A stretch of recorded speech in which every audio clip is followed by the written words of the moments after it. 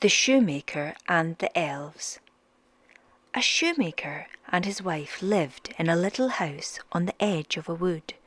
They were very, very poor, and each day they grew poorer and poorer. At last there was nothing left in the house but leather for one pair of shoes. "I will cut out this last pair of shoes," the shoemaker said to his wife. "Tomorrow I will sew them and peg them." So he cut out the leather and left it on his bench. The next morning he went into his shop to make the shoes. What did he see? A pair of shoes, all nicely made and ready to be sold. The stitches were so fine and the shoes so well made that they were quickly sold.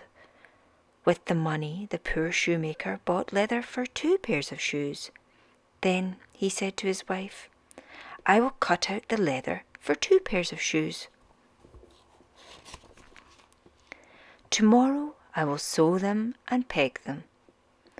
So he cut out the leather for the shoes and left it on the bench. The next morning, when he went into his shop to make the shoes, what did he find? Yes, there were 2 pairs of shoes already made. The work was so well done that those shoes were sold very, very quickly. With the money, the poor shoemaker bought enough leather for 4 pairs of shoes. Those he also cut out and left upon his bench. The next morning he found 4 pairs of beautiful shoes, all well made. And so it went on and on. Instead of being a very poor shoemaker, he became a very rich shoemaker. His shoes were so well made that even the Queen herself wore them. At last, the shoemaker said to his wife, "We must find out who makes the shoes." So, one bright moonlight night, they hid behind a curtain where they could watch the bench and not be seen. Just on the stroke of midnight, 2 little elves jumped through the window. They were skipping and dancing up to the bench.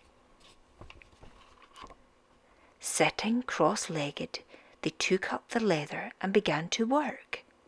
How their needles flew back and forth and back and forth. How their little hammers beat, rap-a-tap-tap, rap-a-tap-tap. Almost before the shoemaker and his wife could think, the work was all done. The 2 tiny elves ran about, skipping and dancing and skipping and dancing. Then whisk! Quick as a wink, they were gone. The next morning, the good shoemaker said to his wife, "What can we do for those dear little elves?" "I should very much like to make some clothes for them," said his wife. "They were almost naked." "If you will make their coats, I will make them some shoes," said the shoemaker. "Their little feet were bare." When the clothes and shoes were ready, they were put upon the bench. The shoemaker and his wife again hid behind the curtain. Just as before, when the clock struck 12, in jumped the tiny elves. They were skipping and dancing and skipping and dancing to their work. They saw the little coats and tiny stockings and the little neat shoes. They clapped their hands for joy. Then, slipping on their clothes, they skipped in hand out of the window. The shoemaker and his wife never saw the little elves again, but after that night, good luck seemed always to be with them.